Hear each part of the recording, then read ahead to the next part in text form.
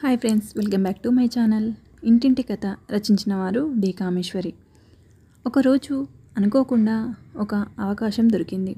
ఆ రోజు చాలా ఉత్తరాలు, కాగితాలు టైప్ చేయవలసి వచ్చింది. 5 గంటలు అయినా అవ్వలేదు. ఇంకో గంట పని పడుతుంది అనుకుంది వసంత. ఒక్కొక్కరు ఆఫీస్ నుంచి వెళ్ళిపోయారు. ప్యూను, ఇంకో అకౌంటెంట్ మాత్రం మిగిలారు. వసంత ఆ అవకాశం వదలదలుచుకోలేదు. కావాలనే కాస్త నెమ్మదిగా పనిచేసింది. కాగితాలు టైపు అయ్యేసరికి 7:30 అయ్యింది. రతన్లాల్ 2-3 సార్లు అంతసేపు ఆమెని ఉంచినందుకు నొచ్చుకుంటూ సారీ చెప్పాడు. పర్వాలేదు సార్, రోజు ఉండనుగా, వసంత చిలాకీగా టైప్ చేస్తూ అంది. ఈ అకౌంటెంట్ పోడేమిటి, మధ్య వీడొకడు తగలడ్డాడు అని 10 సార్లు విసుక్కుంది వసంత. అతని పని పూర్తి చేసి 7 గంటలకి వెళ్ళాక వసంత గుండెలు గబగబా కొట్టుకున్నాయి. ఏదో జరగబోతుందన్న ఉద్విగ్నతతో ఆమె వణికింది. ఆఫీస్లో 2 ఉన్నారు. ప్యూన్ని కాపీకి పంపిస్తాడు. అప్పుడు టైప్ చేస్తుంటే తన వెనుక నిలబడతాడు రతన్లాల్. నిలబడి ఏం చేస్తాడు? తను ఏం అంటుందోనని బెరుకుగా తటపటాయిస్తూ వసంత అంటాడు కంపిస్తున్న స్వరంతో.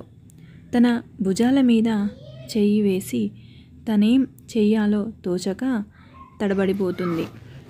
తనేమీ కోపగించక పోవడంతో అతనికి ధైర్యం వచ్చి వెనుక నుంచి తన తల మీద నిలిచి వంగి పెదాలు కలపబోతాడు.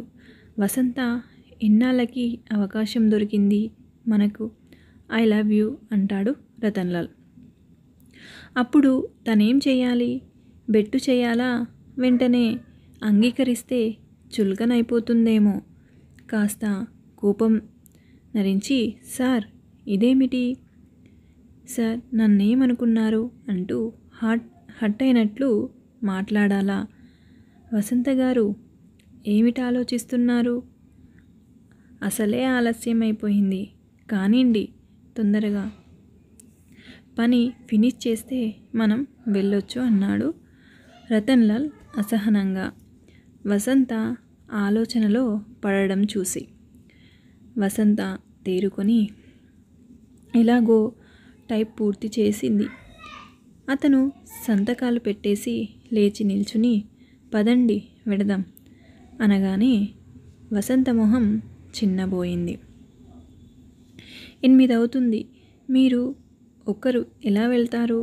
పదండి, మిమ్మల్ని డ్రాప్ చేస్తాను అనగానే వసంత మనసు ఉరకలు వేసింది.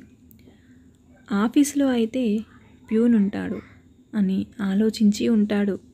అందుకే కారులో లిఫ్ట్ ఇస్తూ అని అనుకుంది వసంత. పర్వాలేదండి, రిక్షాలో వెళ్ళిపోతాను అంది రతన్లాల్ ఏమంటాడో చూడాలని.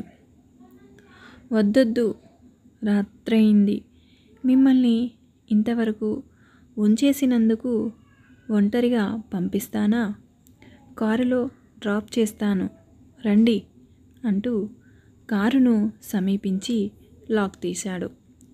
ఆమె ఊహలకి భిన్నంగా అతను ముందు సీటు తలుపు కాక బ్యాక్ డోర్ తెరిచి పట్టుకోవడంతో వసంత మొహం వాడిపోయింది. ఏం అనలేక కారెక్కి కూర్చుంది. కారులో వెళ్తున్నంతసేపు అతను రేపు పంపాల్సిన ఉత్తరాల గురించి ఏదో చెప్తుంటే వసంత వళ్ళు మండిపోయింది. ఇదేం మనిషి, వీడేం మనిషి, వీడసలు మగాడేనా? ఒంటరిగా ఆడపిల్లలతో వెళ్తూ ఇవా మాట్లాడవలసిన విషయాలు అంటూ తిట్టుకుంది. ఆలస్యమైనందుకు మరోసారి క్షమాపణ చెప్తుండగానే వసంత ఇంటి రోడ్డు వచ్చేసింది. వసంత కసిగా, ఇక్కడ ఆపండి సార్, మా ఇల్లు వచ్చేసింది అంది కటావుగా. ఆమె గొంతులో కరుకుదనం అతను గుర్తించకుండానే good night sir, sorry for the delay అంటుండగానే కారు ముందుకు వెళ్ళిపోయింది. ఇక వసంత గొంతులో ఏదో అడ్డుపడ్డట్లు అనిపించింది. ఇంటి లోపలికి వెళ్ళగానే తల్లిదండ్రి ఆరాటంగా ఆలస్యానికి కారణం అడగడం, మాలతి హాస్యంగా రాజశేఖరం కారులో డ్రాప్ చేశాడు అంటూ హాస్యమాడడం అన్నీ ఆ రోజు వసంత సహనాన్ని పరీక్షించాయి. ఆ రాత్రంతా నిద్రపోకుండా ఆలోచిస్తుండే తను పిచ్చిగా అందని పండ్లకి అర్రులు చాచటం లేదు కదా అన్న వివేకం మేలుకొల్పింది. అతనిక తన మీద ఏం ఇంట్రెస్టు లేదు. ఉంటే కనీసం మాటల్లో కాకపోయినా చూపుల్లో చెప్పేవాడు. తను అతన్ని ఆకర్షించలేకపోయిందా? తను అప్సరస కాకపోయినా స్మార్ట్గా ఉంటుందని అంతా అంటారు. తను అతన్ని కదల్చలేకపోయిందా? అసలు తనెందుకిలా ఊహిస్తుంది? పుస్తకాలలో రాసింది నిజ జీవితంలో అవుతుందా? పాఠకులని మైమర్పించి ఊహల్లో కల్లో ఉయ్యాలలూగించడానికి రాసే కల్పన సాహిత్యాన్ని తను నిజ జీవితానికి అన్వయించుకోవడం పిచ్చి కాదు. ఎక్కడో ఏదో అలా జరుగుతుందని అందరి జీవితాల్లో జరుగుతుందా? మహా అయితే వాడుకొని వదిలేస్తారు. కానీ తమ కింద పనిచేసే అమ్మాయిలతో ప్రేమలో పడి అది పెళ్ళిదాకా రానిస్తారా? తన వెర్రి కాకపోతే తను చదువుండి జ్ఞానం లేకుండా ఎలా ఆలోచిస్తుంది? తనసలు ఏం ఆలోచిస్తుంది? రతన్ లాల్ తనని ప్రేమించాలనా? లేక అతనితో అనుభవం లేని థ్రిల్ కావాల్సింది? ప్రేమించిన పెళ్ళాడుతాడా? తనకి అంతస్తుల్లో తేడా ఆ ప్రేమని పెళ్ళిదాకా రానివ్వదు. మరి ఎందుకు వెర్రిగా ఆకాశానికి నిచ్చెన వేస్తుంది? రాత్రంతా తనని తాను తిట్టుకుంది. తెల్లారి మళ్ళీ ఆఫీస్కెళ్ళేసరికి రాత్రి నిర్ణయాలని మర్చిపోయి అతను తన వంక చూస్తాడేమోనని చూసి తనేం అవుతున్నది తనకే అర్థం కాని స్థితిలో పడింది వసంత. ఆ రోజు నుంచి డల్గా నిరుత్సాహంగా ఉంది వసంత. వసంత నిరుత్సాహానికి తోడు ఇంట్లో పెళ్లి ప్రయత్నాలు చేస్తున్నారు. ప్రసాద్ డబ్బిస్తానన్న దగ్గర నుంచి వెంకట్రావు గారు సంబంధాల వేటలో పడ్డారు. కుదిరితే వసంతకి మాలతికి ఇద్దరికీ కలిపి చెయ్యాలన్న ఉద్దేశంతో ఉన్నారు వెంకట్రావు గారు. కాస్త మంచి సంబంధాలు కట్నాలిచ్చి చెయ్యాలని సంకల్పం.